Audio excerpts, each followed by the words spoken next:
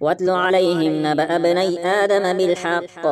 إذ قربا قربانا فتقبل من أحدهما ولم يتقبل من الآخر قال لأقتلنك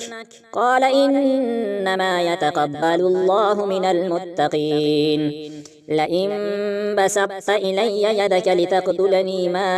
أنا بباسط يدي إليك لأقتلك إني أخاف الله رب العالمين إني أريد أن تبوء بإثمي وإثمك فتكون من أصحاب النار وذلك جزاء الظالمين فطوعت له نفسه قتل أخيه فقتله فأصبح من الخاسرين فبعث الله غرابا يبحث في الأرض ليريه كيف يواري سوءة أخيه قال يا ويلتى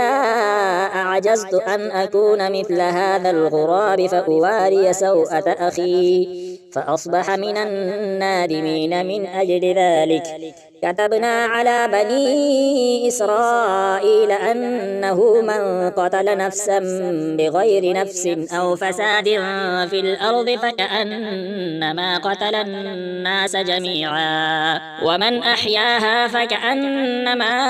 أحيا الناس جميعا ولقد جاءتهم رسلنا بالبينات ثم إن كثيرا